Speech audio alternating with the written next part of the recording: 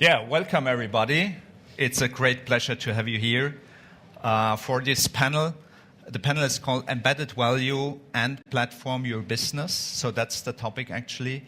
And let me introduce myself very briefly. My name is Andreas Gissler. I'm managing partner here at Accenture, and I'm responsible for Accenture Strategy, Industrial and Travel. And it's a real pleasure to host this panel and to have you in the audience. Yeah, we have great panelists here. Manuel is here from Amazon. Then we have Christoph Weigler here from Uber, and also Robert Lokner from Microsoft. And we would like to discuss this topic a little bit together with you. So as agenda, it's actually foreseen that I will give a very brief introduction regarding the topic. And after that, everybody would like to introduce himself and then talk a little bit about the topic.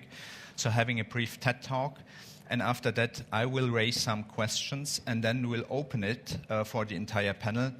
So also think about what kind of questions you would like to raise, and then let's have a real nice discussion around that topic. Yeah, I think it's a really important topic because platform, it's not just the product anymore in the future. It's more about the product and the services, to bundle that, and then of course have a platform and then make value out of it.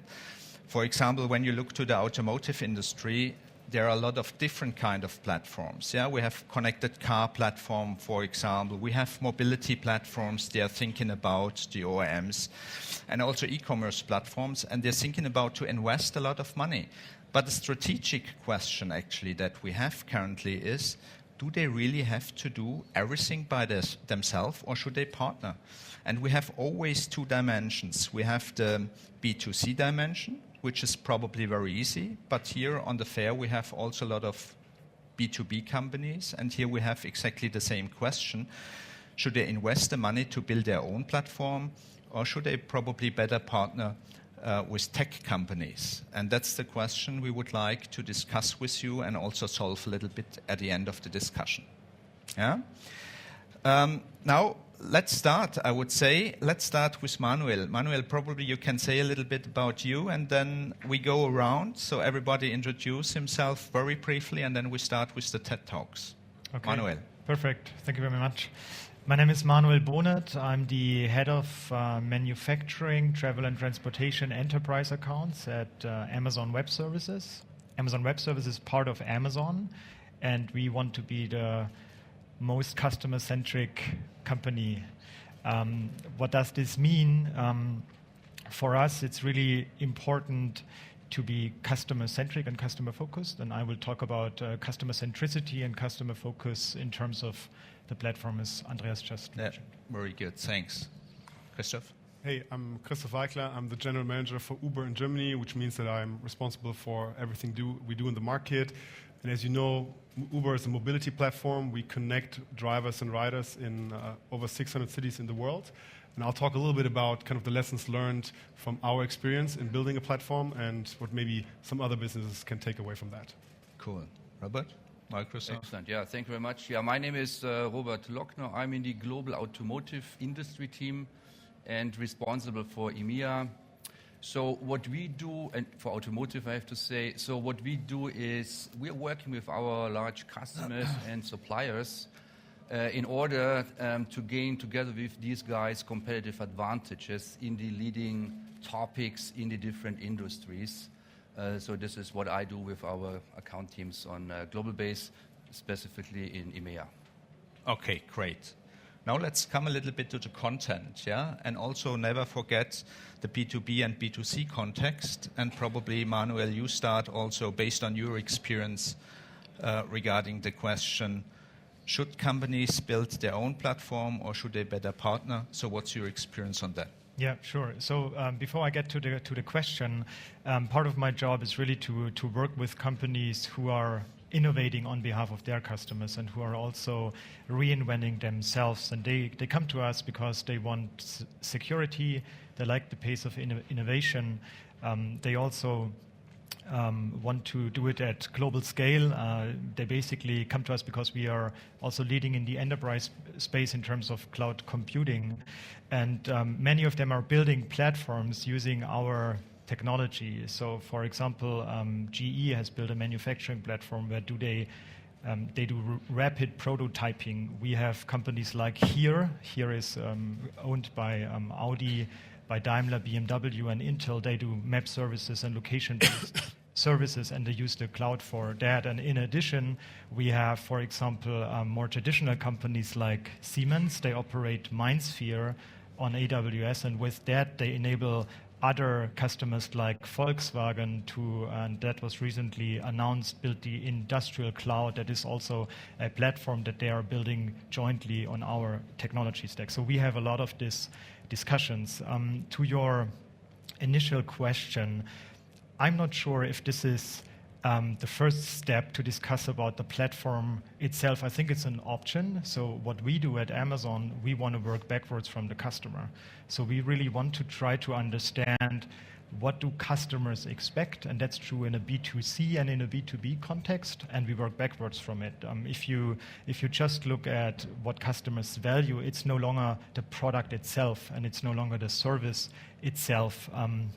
There's a good book from Clayton Christensen, Harvard professor, competing against luck, and he talks about that customers are hiring companies to do something, to fulfill a task, and it's really important to understand what they hire you for.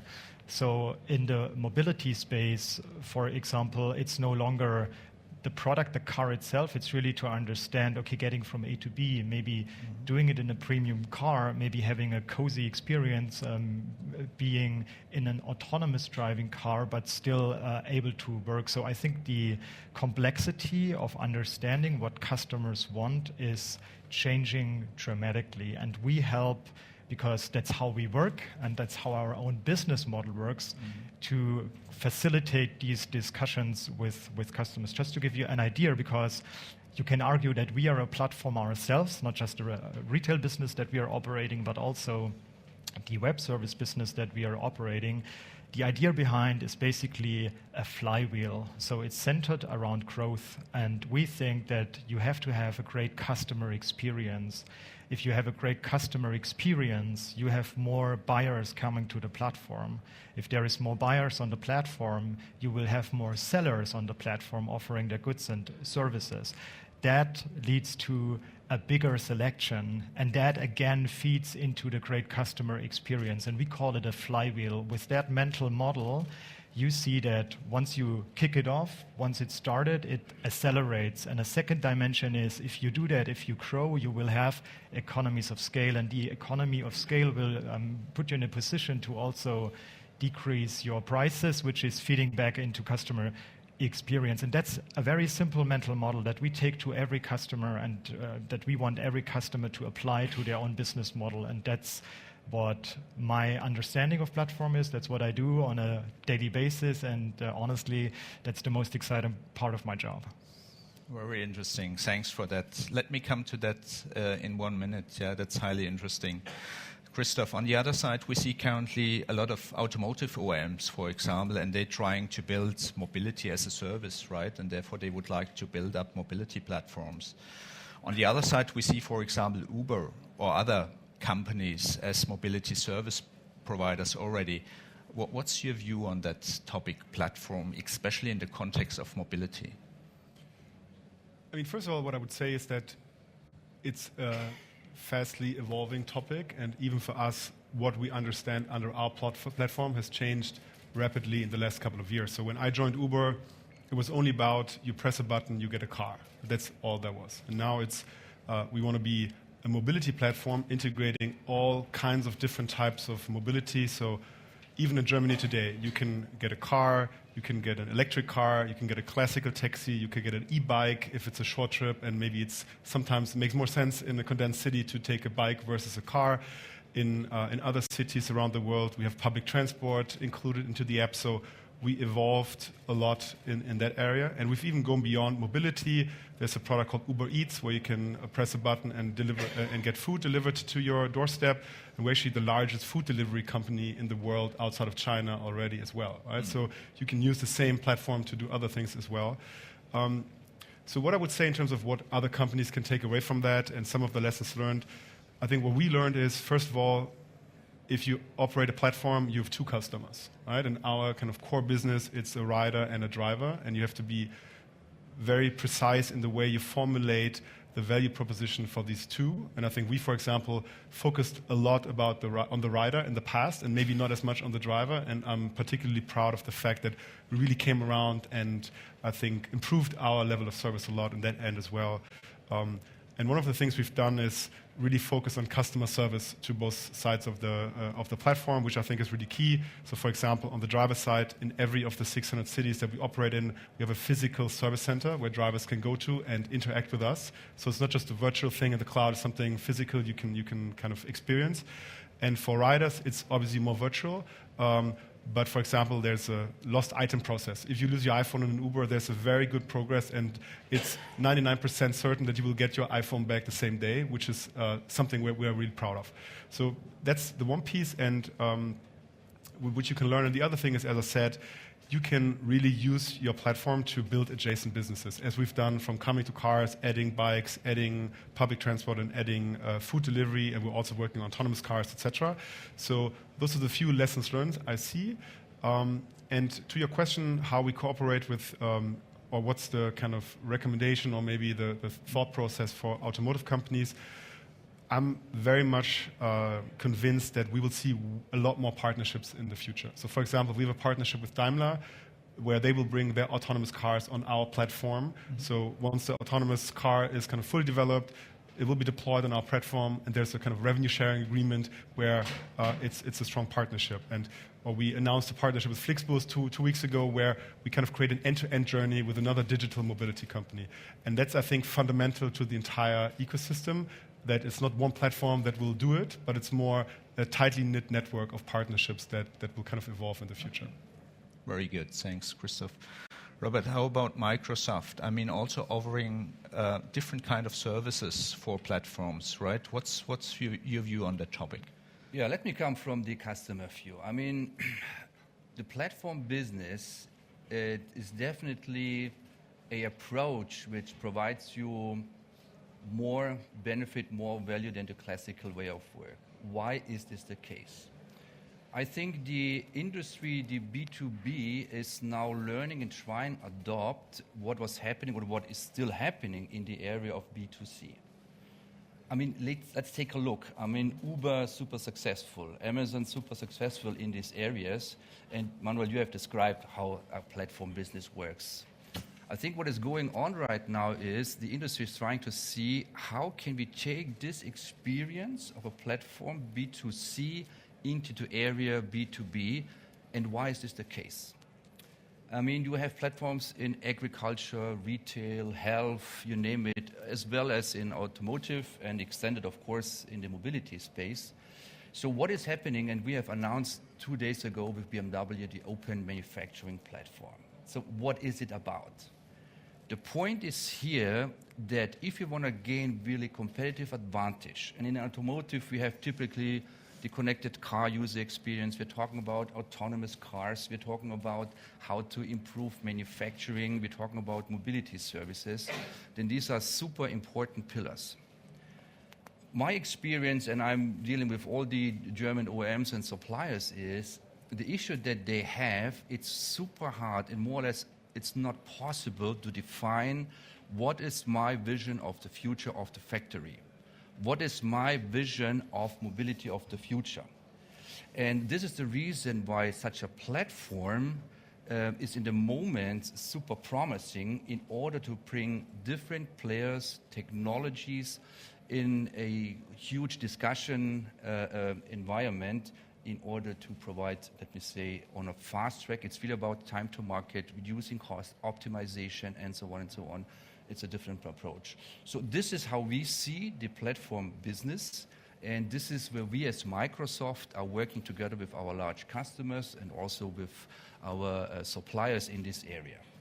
I mean, we are here in Hannover Messe. Hannover Messe is an industry fair. We are talking about German Mittelstand, but as I said in the discussion up front, this Mittelstand is not only German Mittelstand, this is a global Mittelstand. And I think for these, it is super important to really make their mind up what does it mean for them now and in the future, which role they want to play, and need to understand how does such an environment look like. Let me give you an example. If you take a look on the plant of a huge factory, let's say an automotive OEM, there are all the robots providers, machine providers, they are the top 100 providers. If everybody tries to bring, let me say, their own platform into, let me say, the discussion, it's quite hard for the OEM to deal. On the other hand side, the suppliers have, of course, different kind of customers. And I think this is the discussion in the moment where we see adopting the B2C best practice. Let's see what does it mean in the area of B2B, in the area of platform. And it is a race. It is definitely a race, each for each company, but for each country and for each region. And if you take on the area of B2C, I mean, US companies, they are leading the B2C environment. Of course, China is different and so on. And I think this is a huge opportunity for the industry to play here an important portion and play. Okay, very good. I assume that we see a lot of, let's say, B2B companies here at the Hannover Messe, and they ask themselves exactly that question: how should I proceed currently to be successful? Yeah. So let me come back to Amazon, Manuel, to you. What's the typical approach you would recommend, for example, a B2B company just manufacturing physical products currently to be successful in that space? Is that something they should do by themselves now, probably together with you? Or might they be bigger platforms, B2B platforms, like, for example, Robert said? What's the approach you recommend them, this kind of companies? I think and we think it's all about becoming builders. So we see it in our own company. I mean, yes, we are B2C focused, but we operate at large scale. And this is only possible if you have the right mindset and the right culture in your team. So the culture is basically, for the engineers here, the culture is the operating system of your company. And we think that in most of the discussions, it's about platform or it's about technology, but that's maybe 50% of what is really needed. So we also share a lot of how we tackle problems or how we work. So we have these very small teams that are owners and that are accountable for the products that they are building and that they are running. And this is something that we see in many other customers that are successfully transforming their own businesses, some into platforms, that they do the same. And to do that, it's really important that you start by hiring the right people. So in our company, we have several leadership principles: customer obsession, ownership, and think big, just to give you an example. And we want people who are really good at that right at the beginning. So we use these leadership principles to hire, to talk about performance of these people, to promote people, and that's where it all started. So one of the recommendations is really not just to look at the technology and to look at what you can maybe get from others as partners or suppliers, but really start with yourself and start asking, how can I change the mindset in my team?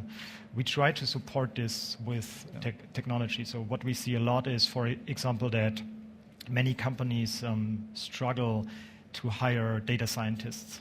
It's a very, very rare resource. So we developed and we offer these managed services. One of them is called SageMaker, where we basically give every developer the opportunity to use machine learning and to build, to train, and deploy machine learning models in their own space.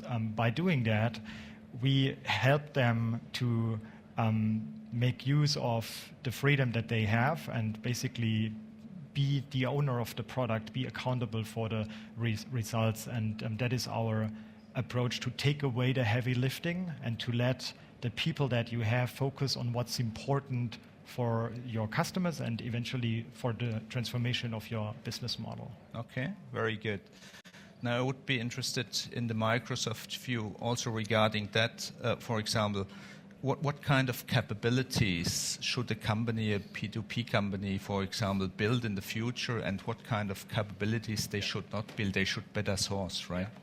Yeah, I think, and what I see is in the industry is the following. Each company, these guys have to understand where they are right now, in which direction they want to go. I mean, it's totally clear with announcements like you did with VW, what we are doing with BMW, in this open innovation manufacturing platform business. Of course, these customers are trying to optimize what is important for them. On the other hand, you say hundreds and thousands of suppliers in different levels. If you provide a larger machine or just a component, whatever it is, and everybody thinking about what is my play in such a larger ecosystem. So what are customers typically doing since years, actually? They're trying to, let me say, enhance their products with some IoT readiness, starting to put more software, trying to find out what kind of services might be interesting for the end customer in order to gain competitive advantage. So this is what is going on into this area. The second level, and this is what I see in the moment, is the following. I mean, this is in the early beginning, but you think about what is the end scenario. And if you talk about manufacturing and optimizing manufacturing, it's about connectivity, it's about data, optimizing feedback loops and all these bits and pieces. And it also has a lot to do with over-the-air update, new software releases. How does it work in a car, if you talk mobility, but also how does this mean on a factory base, right? How does new business models in such an ecosystem between large, let me say, industry players and suppliers might look like regarding architecture, monetization, and all these bits and pieces. So what we do, we are working together in these large environments with the OEMs, with the, let me say, industry players as well as the suppliers. And what is the beauty here is, if you talk about an industry player like with BMW, we are working on reference architectures in the area of, in this case, smart factory. We're doing this also in the area of connected car, but let's pick as an example. So it's about reference architecture. It's about what are common use cases. What is something what we can share, how we can share via code, and what does it mean to the company is upskilling. You said resource is an issue. It's a super issue, no doubt about this. And this is what we are tackling into that. In addition, what we are also doing is, I mean, we as Microsoft, we have transferred our company in the last 4 or 5 years completely. Thank you, Satya Nadella. We have to say he changed the company completely.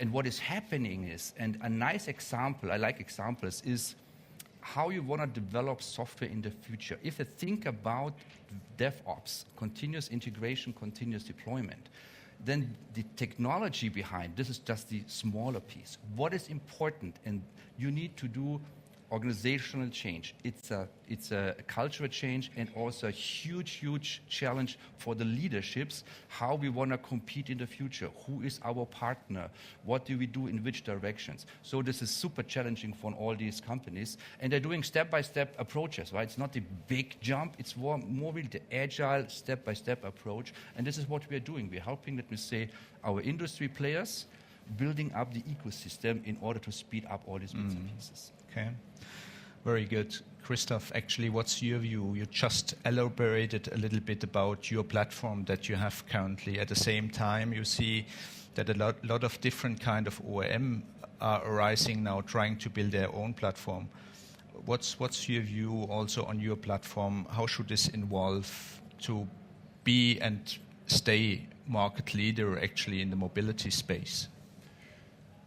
I think our view has also changed quite a bit in how we view that specific topic. So, for example, we've now moved into a world where we are way more open to cooperation. If you look at autonomous vehicles, has been brought up a few times. So we obviously have a pretty big operation focusing on developing autonomous vehicle technology, but we've created it in an open platform kind of way where we invite other industry partners to come in and basically share the knowledge to not be a silo, and as was mentioned before, if every player tries to develop their own autonomous technology, it will be very expensive and probably we won't get there faster or not fast at all. So that's one example. Also, just a concrete example from Germany, for example, BVG, which is the Berlin Public Transport Authority, we just announced that we will cooperate with them, actually giving our electric bikes that we have in the city of Berlin to integrate into their mobility platform. Right? Something which I think 2-3 years ago I would not have thought to be possible. And now we feel actually our common goal is we want to get people out of their own cars into a different kind of mobility. And if all the players in the industry create a dense network of options that is highly attractive to the end consumer, people would let go of their car and use all the other options. And we believe kind of a rising tide lifts all boats. So if the industry itself is an attractive alternative to individual car ownership, that's the big kind of cake that we want to go after. And that's one example. And we are working with a bunch of different public but also private partners to create a more partnership-based ecosystem.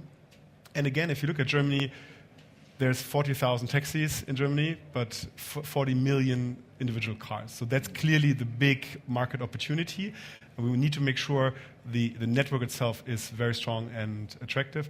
And obviously, we believe at the end of the day, we will be an attractive player there, and there's a kind of a place for us to compete. But we need to build the market. And even in a market like the US, only 1% of urban transportation is done with ride-hailing companies, right? So it's the very beginning of a huge development. Do you see that, for example, automotive companies will succeed building their mobility platforms? Or will there be, let's say, a mobility platform, however it's named, then in the future, which will be the mobility platform, let's say Amazon for mobility or Uber for mobility, something like that? I think it's too early to say. What I can definitely say is in the automotive companies, you see very strong commitment and conviction that they can succeed. And I believe there are areas where they will be very successful. And if you look at Daimler and BMW, which I think is a very interesting joint venture that they're going after, and I'm quite positive on their chances to succeed. But also what I see is still a willingness to cooperate, right? So you won't be able to do everything yourself. So they have car sharing, ride hailing, electric charging, all that kind of stuff, and you won't be able to be the best platform across all these verticals.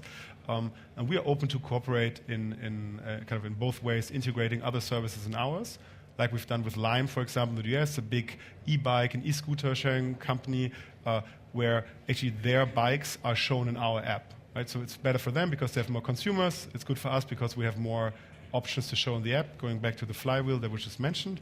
But we are also willing to do it the other way around, as we talked about with BVG. So it's a highly dynamic environment. It's too early to tell, but what I think is great, especially in Germany, is that we see so much momentum here. Right? It used to be 3 years ago, we were the only ones saying, hey, we should probably revisit the Passenger Transportation Act and all the regulation because it's probably not where we need to be. And now the entire ecosystem is kind of having the same perspective. So I'm pretty positive on the entire industry. For specific players, obviously, it will be tough to anticipate. Mm-hmm. Okay. Very good. Now I would like to open up for a Q&A session. So do you have some questions for the gentleman? Here's a micro.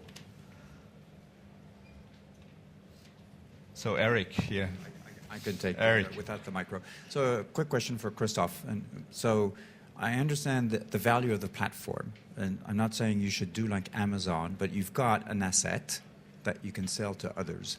And I was just wondering, is that part of the strategy, or selling services leveraging your IT asset? And then second question, you're moving into the food. So are there other segments that you're looking after in addition to mobility? So with regards to your first question, I think our strategy is we want to be a mobility platform, which includes all different types of modalities, so cars, bikes, car sharing, public transport. And there's different ways. Either it's us doing it ourselves, like with our e-bikes, which we call Jump, where we bought a company, we own the assets, we deploy the assets, we manage the assets. But then there's also partnerships like with Lime, where in some cities where they are strong, we integrate their assets, and we are really a third party. We're a platform integrating third parties. And I think it will be a mix depending on the country, depending on the kind of type of modality. And my personal view is it's tough to imagine us doing everything ourselves. And it's also tough to imagine only being a platform without doing anything of the kind of operations ourselves. And with regards to operations, maybe just on a side note, I think it's also important to note that for example, we view ourselves as a very operations-heavy company. Right? So it's not just tech. When Uber was founded in San Francisco, there were actually a few other ride-hailing apps already in the market. Right? It's more about how do you scale that, how do you internationalize, how do you scale the operation. And it's not so much about the idea. I think we probably weren't the first, but we were let's say, the fastest to scale that.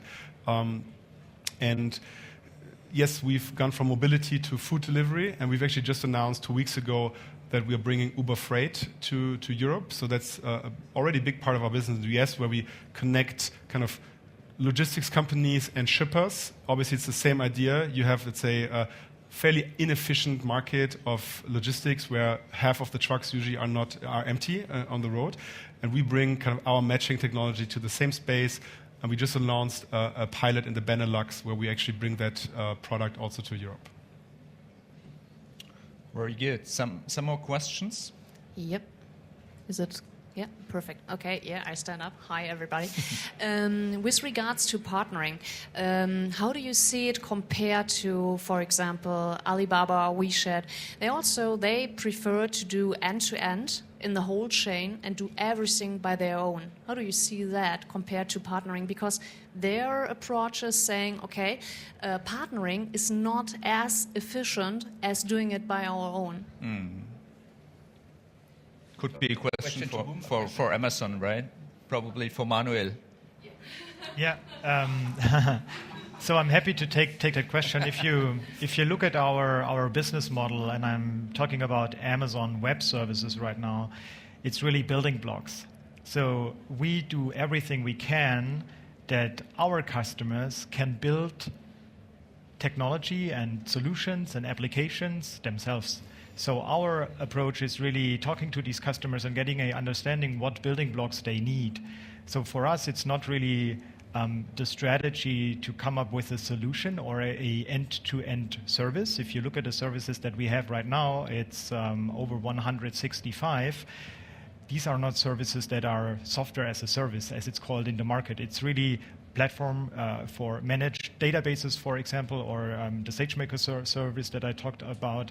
So we really think that it is the better strategy to give others control of technology and take away the heavy lifting and let them innovate on behalf of their customers, because we don't know what the perfect solution for problem X is, because we might not be the experts in that specific industry, but we know that our customers are in manufacturing, in automotive, in travel transportation, you name it. And what we do basically is when we talk to these customers, we take the feedback, and once we see that there is something that we can do on our side to come up with a new service, because we see pattern in a specific industry or across the industry, requirements for new storage, requirements for new compute, whatever, that basically feeds into our innovation pipeline. So 95% of the things that we are launching as Amazon Web Services is actually driven by customer feedback.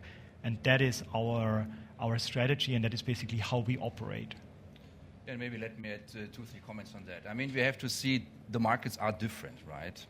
In general, the total addressable market for different areas like mobility outside of China per se is huge. So the question is, what is your strategy as a customer to get a large portion out of it? So some of them might think, okay, we do everything on our own. Some of them think, okay, we need good partnerships. Imagine the following. Alibaba, they're strong in China, no doubt about this. What kind of strategy they would take if they want to expand their business out of the China?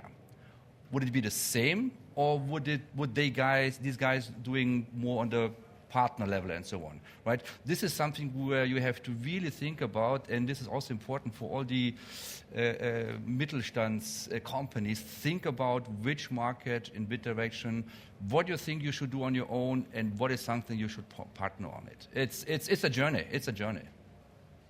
Okay, very good. Brian? I may not need a microphone. We're close enough to you. We've talked a lot about partnerships, and the natural reaction is to first think about the private sector.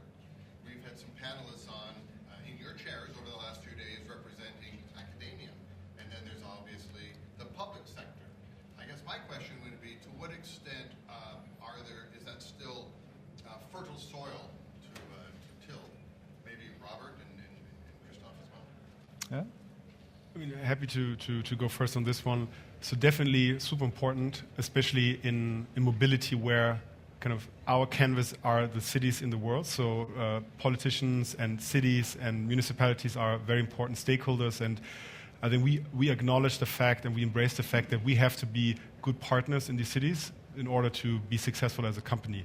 And one example is we've built a solution which is called Uber Movement, where we basically aggregate all the data on mobility that we have in terms of where do people go, what are some maybe weak spots in the city transportation, where is it particularly slow or particularly cumbersome to get around, and share that in an anonymized way with city officials, city planners, academia, where they get access to all that data. And I think that's an example where we have the tech, we have all the data, maybe more so than some of these municipalities or even academia has, but we give it to them in order for them to make better decisions, but also to underline that we want to be partners to these institutions. You touched a super important point. I think what we have to think about, and this is a huge responsibility for all of us, is we have to make sure whatever we do, it serves really a good purpose. I mean, we have the issue with urban mobility and so on and so on. And we have to make sure that urban mobility really solves our issues, what we really have. I think this is the most important piece. In the moment, we have different companies, they are super successful.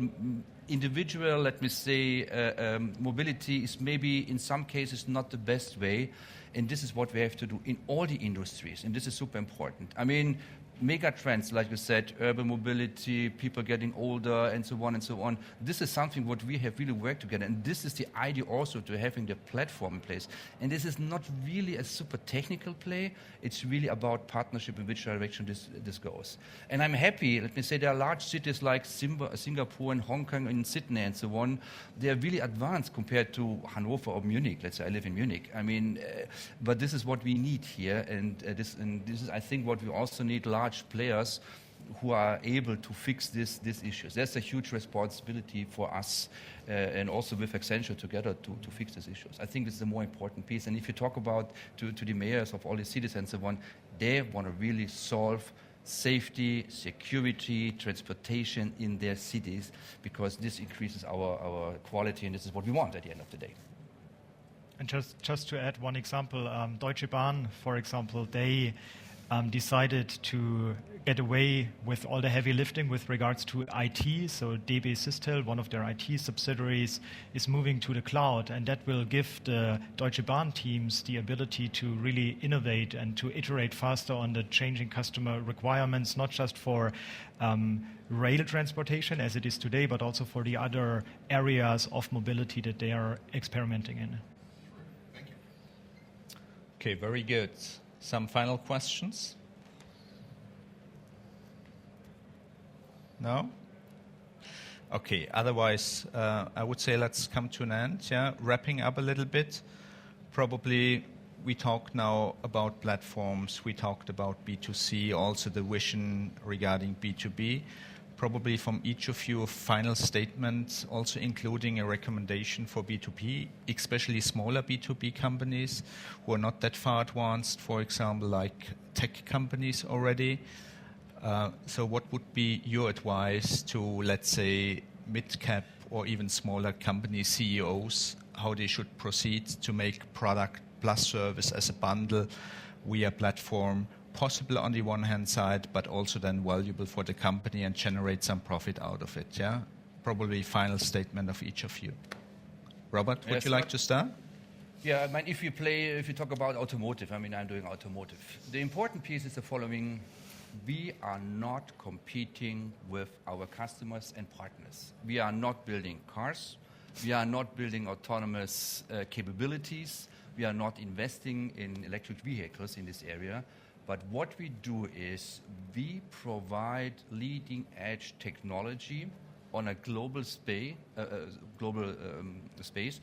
and we are happy to help them step by step, getting really efficient, understand what are in which direction the market goes, what technology you can use, and Microsoft is the largest partner company in the world in these areas.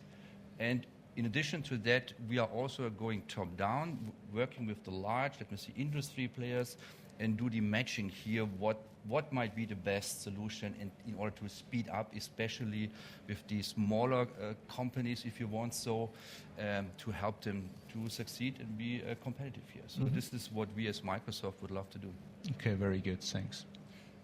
Yeah, on my end, I think what I would encourage everyone who's working in a mid-cap or smaller company in the mobility space is to to seek some like us or other mobility players and tech players and just engage in a discussion, because I see a lot of hesitation sometimes also with German players in the mobility space, where they don't anticipate that, for example, Uber will be very open to partnerships. And I think it's a huge surprise with many of them that we, even if you're a small mobility player who's regional or a public transport company or a German OEM, doesn't matter. I think there's a huge interest from Silicon Valley to cooperate, and I think we've learned that we can't do everything ourselves, and needs to be a cooperation also with these German and European companies. And I would just encourage everyone to engage in the discussion and don't assume that there isn't a huge willingness to partner, because actually there is. Yeah. Okay, cool.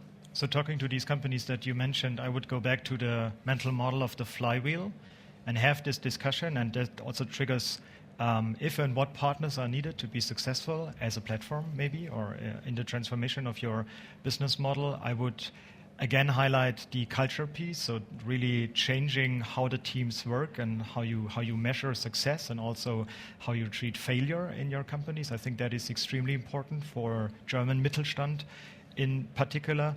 And I think it's good to talk to Amazon Web Services for a couple of reasons. I mentioned some before, but we also get the feedback a lot that it is good to be present in the German market, not just with a team, but also with a region. So we have a region in Frankfurt that is important for many German customers. Security is job zero, so we comply with IT Grundschutz, C5, and other regulations, and that's an important door opener to have the flywheel, to have the culture next to the technology discussion. Okay, very good. Okay, let's sum it up here. What I've learned, and I think that's the really important thing. Yeah, let's take a real customer-centric view. That's what you said at the beginning. It's not just about the product and the service and then the bundle. At the end, it's always the willingness of customer to buy that, yeah? And so this customer-centric view, I think, is really, really important. Then the second thing I would like to sum up is you don't have to do it by yourself or everything by yourself. You won't succeed, right? The market is too dynamic. There are too many players out there. So you have to really think in partnerships and what could be the right partner for you also to scale your business and to speed up, to be successful. Yeah, and then last but not least, also have an overview about the capabilities, about the potential partners that you need, and then just go out there and partner based on this customer-centric view. Yeah. So that would be my summary. And if you do that, of course, there's a lot of value in. And yeah, that's basically it. We thank you so much for coming, joining this session. And I also have to thank my panelists, you, Robert, Microsoft, and Christopher coming from Uber, and Manuel from Amazon. Thank you very much. It was a pleasure to have you here on the panel and to have you in the audience. Thank you so much.